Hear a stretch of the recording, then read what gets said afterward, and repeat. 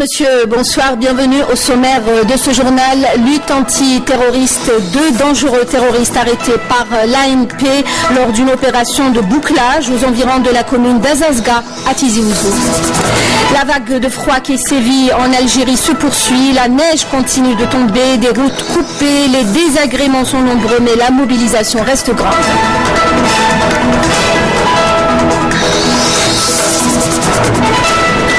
Deux conventions cadres pour la réalisation de prestations de fourniture, de travaux et de services signées aujourd'hui entre le groupe Sonatrach et 2 groupes industriels publics. Pour commencer ce journal, message de condoléances du président de la République Abdelaziz Bouteflika à son homologue malien Ibrahim Boubacar Keïta au lendemain de l'attentat terroriste contre un site de regroupement du mécanisme opérationnel conjoint à Gao au nord du Mali et qui a fait de nombreux morts. L'Algérie condamne, a écrit le chef de l'État avec la plus grande fermeté, cet acte criminel odieux et assure le peuple malien de sa profonde solidarité. Le peuple malien saura en ces moments de deuil et de recueillement mobiliser ses forces pour transcender cette difficile épreuve et poursuivre résolument son engagement pour la promotion et la consolidation de la sécurité, du développement et de la paix au nord du Mali, a conclu le chef de l'État dans son message. Et le Conseil de sécurité de l'ONU qui salue les efforts menés par l'Algérie pour le règlement de la crise au Mali en affirmant son engagement à accélérer la mise en œuvre de l'accord de paix issu du processus d'Alger. Les membres du Conseil réunis aujourd'hui ont salué le rôle joué donc par l'Algérie, chef de file de la médiation internationale, et ont exprimé leur volonté de continuer à suivre de près la mise en œuvre de cet accord. L'organe onusien a fait savoir qu'il avait examiné au cours de cette réunion d'information les moyens d'accélérer la mise en œuvre de ce processus. Coopération, le Premier ministre Abdelmalek Soulel a reçu aujourd'hui le ministre des Affaires musulmanes, de la culture et des biens Waqf, Moumin Hassan Barah, envoyé spécial du président djiboutien Ismaïl Omar Guelleh, porteur d'un message au président de la République Abdelaziz Bouteflika. Les relations bilatérales, la situation dans le monde arabe, en Afrique, ont été également abordées lors de cette audience. Le ministre d'État, ministre des Affaires étrangères et de la coopération internationale, Ramtala Mamra, et le ministre des Affaires religieuses et des Waqf, Mohamed Issa, étaient présents lors de cet entretien. Et puis football, l'Algérie a encore une fois raté sa sortie aujourd'hui lors de la Coupe d'Afrique des Nations. L'Algérie a été battue par la Tunisie par 2-1. Une défaite lourde de conséquences pour les Verts et pour la suite donc de cette compétition. On aura bien sûr l'occasion d'y revenir dans nos prochaines éditions. Au Conseil de la Nation, séance plénière consacrée aux questions orales adressées aux membres du gouvernement et concernées les secteurs de l'intérieur, des affaires religieuses, des ressources en eau, de l'environnement, des travaux publics, mais aussi des transports et de l'éducation nationale. Le ministre des Ressources en eau et de l'environnement, Abdelkader Wali, qui répondait à une question, a annoncé que la réception d'ici à la fin de l'année du projet de transfert d'eau de la côte ouest vers les wilayas de Naama, Tlemcen et Sidi Belabès.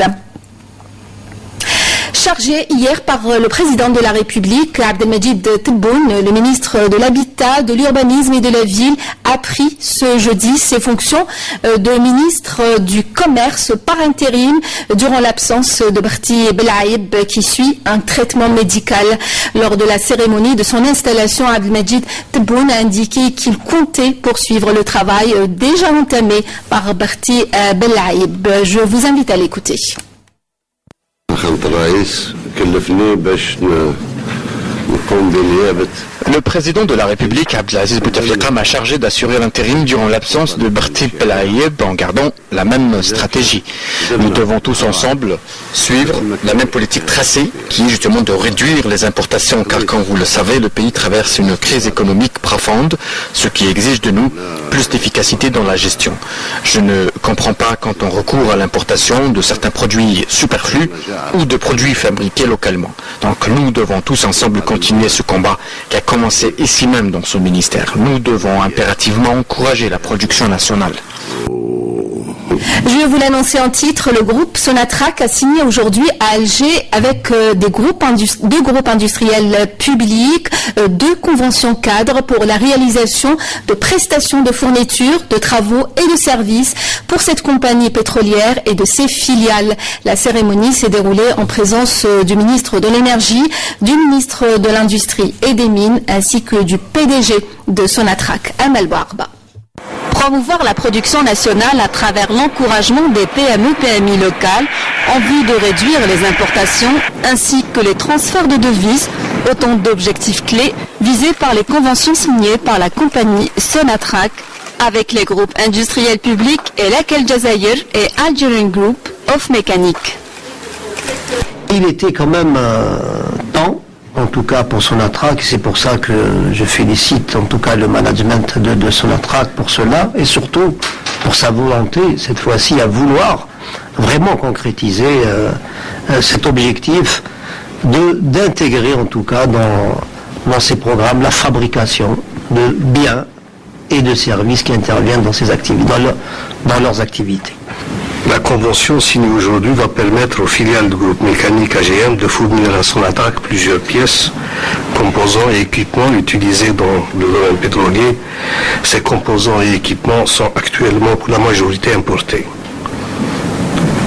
Je voudrais dire aussi que ce type de convention est également le meilleur moyen de pousser les entreprises internationales à sortir de leur confort de fournisseurs, à partir de l'étranger, les amener à contracter des partenariats gagnant-gagnant avec des entreprises locales disposant de plans de charge attractifs. D'une durée de 5 ans chacune, les 2 conventions concernent globalement 44 entreprises publiques économiques relevant de ces 2 groupes industriels publics. Cette convention sera mise en œuvre à travers des contrats d'application et des contrats programmes et fera l'objet de suivi et d'évaluation de la part de Sonatrach et de notre groupe. C'est une convention qui va nous permettre, qui va constituer pour nous un outil de développement pour aller très vite vers la satisfaction, on ne va pas dire de tous les besoins, mais d'un maximum de besoins.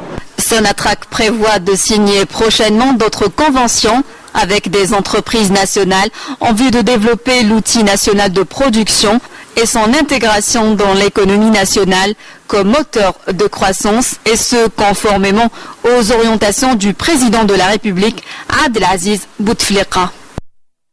2 dangereux terroristes ont été arrêtés hier soir par un détachement de l'armée nationale populaire en coordination avec les éléments de la sûreté nationale lors d'une opération de bouclage aux environs de la commune de Azazga dans la wilaya de Tizi Ouzou. Il s'agit des dénommés El Smaïl alias Djlibib et A El Wennes alias Selmen, précise le MDN. L'opération a permis de récupérer un pistolet mitrailleur de type Kalachnikov, un fusil semi-automatique de type Simonov, une quantité de munitions, une mine de confection artisanale et une paire de jumelles. La vague de froid qui sévit sur le nord de l'Algérie se poursuit. Météo Algérie multiplie depuis plusieurs jours les bulletins météo spéciaux. Le dernier est une nouvelle alerte à la neige. Des chutes de neige sont prévues cette nuit sur les reliefs de l'ouest et du centre à partir de 600 mètres d'altitude. Les wilayas concernées sont Tlemcen, Naama, Sidi Bel Abbas, Al-Bayed, Tiaret, Saïda, le nord de la Rouat et Djelfa, où l'épaisseur de la neige prévue atteindra ou dépassera localement les 25 cm durant la validité de ce bulletin qui s'étale jusqu'à samedi 9h du matin. La neige continuera également d'affecter les wilayas de Médéa, Bouira, Sétif, Bouche-Barérige, Tizi Ouzou du vendredi à 21h à dimanche midi, avec là aussi une épaisseur qui atteindra ou dépassera localement les 25 cm. Il a donc beaucoup neigé ces derniers jours. Une grande partie du nord de l'Algérie grelotte. Température négative, routes coupées, les désagréments sont nombreux. Camélia Mellel. Suite aux intempéries, notamment les fortes chutes de neige qui ont affecté plusieurs régions du nord du pays, ces derniers jours, de nombreux axes routiers ont été coupés à la circulation, comme à Guelma, où plusieurs localités sont momentanément isolées. Comme vous voyez, les routes sont coupées et les citoyens trouvent du mal à se déplacer. Tous les citoyens sont mobilisés pour dégager les routes et les remettre en état. Les perturbations enregistrées notamment dans la région des Hauts Plateaux étaient à l'origine de 3 accidents de la circulation survenus sur la RN5 et sur l'autoroute Est-Ouest et qui n'ont causé que des dégâts matériels. Depuis lundi, 15 vols en provenance et à destination de l'aéroport de Sétif ont également été annulés. Autre inconvénient, plusieurs villages à Béjaïa, mais aussi à Tizi Ouzou, étaient ce matin encore privés d'électricité. Les agents de Sonalgaz ont dû ainsi intervenir une trentaine de fois pour le rétablissement de l'électricité. Ils rassurent toutefois qu'un plan d'urgence a été déclenché. Il restera en vigueur jusqu'à nouvel ordre puisqu'un nouveau bulletin météo spécial a été émis par les services de l'Office national de la météorologie. En outre, un dispositif de la gendarmerie nationale a été déployé sur l'ensemble des axes routiers pour porter aide et assistance aux citoyens. Et par ce temps froid où le chauffage est nécessaire, attention au monoxyde de carbone. 2 personnes sont mortes ces dernières heures dans la wilaya de Médéa. Chaque année, on enregistre des décès par asphyxie dus à ce gaz dangereux car inodore et incolore malgré toutes les campagnes de sensibilisation. Bouchra Ali.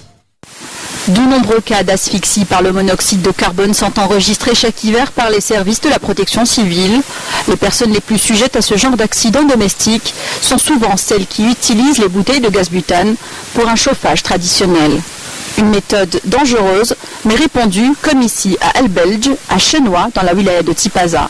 J'utilise le gaz butane, j'éteins jamais mon chauffage et j'ouvre un peu ma fenêtre, comme ça, matin et soir. C'est très risqué, une femme vient d'être secourue, elle se chauffait devant la tabouna.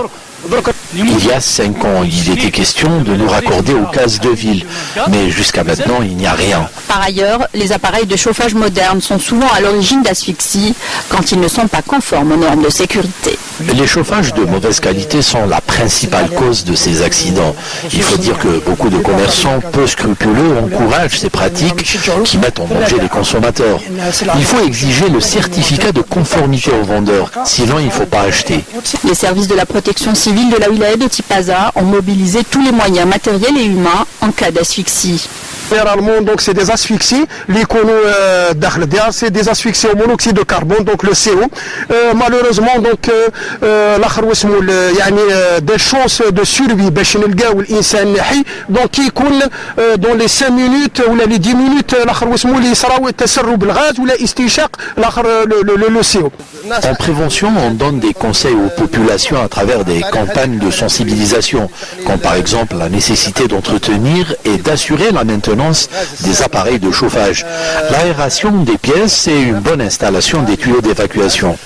La mise en application de ces conseils simples et pratiques garantirait la sécurité des utilisateurs et épargnerait bien des vies.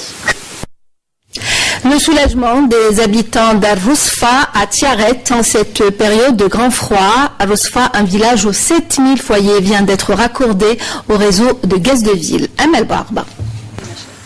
Pas moins de 7000 familles de la commune d'El Rousfa à Tiaret a désormais accès au gaz naturel, au grand bonheur des habitants de cette région, marquée par une forte chute de température. On est très content de bénéficier enfin du gaz. On était vraiment dans la souffrance. Il fait très froid ici. En cette période de grand froid, la wilaya de Tiaret s'apprête à raccorder d'autres villages au réseau de gaz naturel. Le taux de raccordement de cette ville au réseau de gaz et d'électricité avoisine les 85%. Notre objectif est d'atteindre un taux de raccordement de l'ordre de 90%. Une galère qui devrait prendre fin avec le branchement d'autres villages à ce réseau. Le PDG du groupe Sonelgaz en visite d'inspection dans l'une des plus importantes centrales électriques du pays. Il s'agit de la centrale de Koudiet Drawush à Tarf. 5 ans après son entrée en fonction, elle a pu régler les problèmes de coupure d'électricité d'une grande partie de l'Est de l'Algérie. Badia Amani. Il s'agit sans doute de l'une des plus grandes centrales électriques en Algérie. Nous sommes à Tarf dans la centrale de Koudiet Drawush avec une production 3 x 380 MW. Mise en service en 2012, cette centrale a permis de régler définitivement le problème de l'électricité dans cette région de l'Est du pays.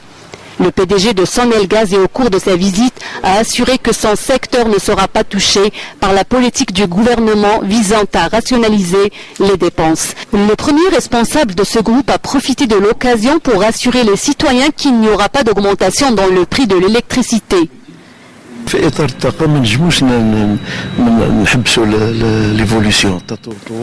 Dans le domaine de l'énergie, nous ne pouvons pas arrêter l'évolution. Le pays connaît un grand développement. Le secteur de l'énergie doit suivre cette évolution, que ce soit dans l'industrie, dans le tourisme ou encore dans l'agriculture. La wilaya d'Atarf a bénéficié d'un vaste programme d'électrification rurale sur la bande frontalière ainsi que d'autres projets similaires ayant pour objectif de booster l'activité économique et sociale de la région. Près de 200 000 employeurs affiliés à la Caisse nationale des assurances sociales des travailleurs salariés CNAS ont bénéficié des mesures exceptionnelles introduites par la loi de finances complémentaires de 2015. C'est ce qu'a indiqué aujourd'hui le directeur général de la Caisse. C'était lors d'une rencontre d'évaluation présidée par le ministre du Travail, de l'Emploi et de la Sécurité sociale, Mohamed El Razi. Et en prévision de la prochaine tripartite prévue en mars prochain, une réunion préparatoire a eu lieu aujourd'hui à Alger, en présence notamment de l'UGTA. Badia Amani. Une évaluation de la situation économique, les décisions déjà prises et la mise en place d'une feuille de route de propositions étaient au cœur de cette réunion tenue avec le patron de l'UGTA, Abdelmajid Sidi Saïd. Cette rencontre également nous permettra de nous préparer et de soumettre au gouvernement une batterie de propositions pour la prochaine tripartite que le Premier ministre a annoncé et qui se tiendra vers le mois de mars. Ça nous permet aussi de nous permettre entre l'organisation syndicale et les organisations des employeurs de voir quelles sont les opportunités aujourd'hui par rapport à la crise que nous pouvons exploiter immédiatement et quel est notre rôle dans cette réactivation de la problématique qu'est la production nationale. Grâce à l'idée et la feuille de route que son Excellence le Président de la République a mis en place et que nous sommes exécutés avec vous, c'est Abdelmajid, avec l'UGTA, nous avons commencé à travailler sérieusement. Et on a senti qu'on apporte quelque chose un peu à tout le monde. C'est pour cela que tous nos opérateurs se sont ralliés aux décisions des tripartites et des résultats que nous avons pris. Les patrons attendent des autorités locales la mise en œuvre des décisions prises par le gouvernement lors des précédentes réunions tripartites afin de lever les contraintes qu'ils rencontrent sur le terrain, nombreuses selon eux.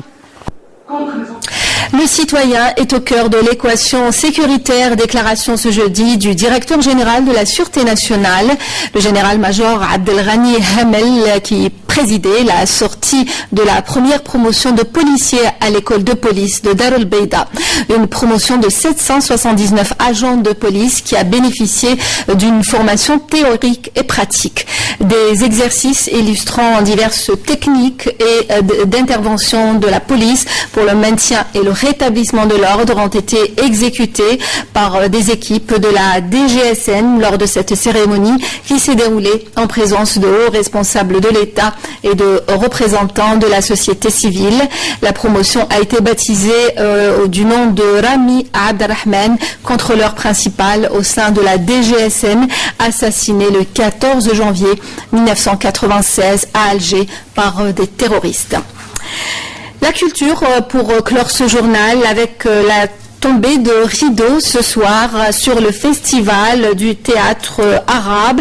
Cette 9e édition qui s'est tenue cette fois-ci simultanément à Oran et Mostaganem a connu un franc succès auprès du public. Badia Armani. Malgré le froid et des spectacles tardifs, les amateurs du 4e art sont toujours nombreux à être présents. Une foule nombreuse et une salle archi-comble, voici à quoi ressemble le théâtre de Mostaganem. 10 jours durant, plusieurs troupes étaient en lice pour décrocher le grand prix Sultan Mohammed Al-Qasim.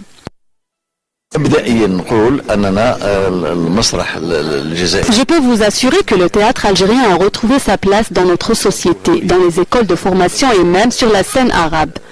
العمل مع الهيئة العربية هذا مبدئيا هذا دور الديوان نحن يعني نسعى من خلال برامجنا في الهيئة العربية Nous aspirons à travers nos programmes, ateliers, formations, conférences à offrir un modèle dont nous serons fiers dans un cadre arabe. يعني يسعدنا ويفرحنا وأيضا نستطيع أن نتكئ عليه في القادم من الأيام. Près de 550 professionnels des planches de différents pays arabes ont participé à cette 9e édition avec une trentaine de représentations théâtrales au menu de cette manifestation culturelle. Ce qui est bien dans cette édition, c'est que l'inauguration a été programmée à Oran et la clôture se fera à Mostaganem. L'organisation était excellente et les pièces théâtrales étaient très belles et d'un très grand niveau. Lors de ce festival, 2 conférences hommages ont été dédiées aux 2 martyrs du théâtre algérien Abdelkader Alloula et Azdine Medjoubi, assassinés respectivement le 10 mars 1994 et le 13 février 1995. Et vous pourrez suivre en direct sur la chaîne A3 ce soir la cérémonie de clôture du festival du théâtre arabe. Ce sera à partir de Mostaganem après le journal de 20h. Voilà qui termine ce journal, le rappel des titres. Lutte antiterroriste, 2 dangereux terroristes arrêtés par l'ANP lors d'une opération de bouclage aux environs de la commune de Azazga à Tizi Ouzou.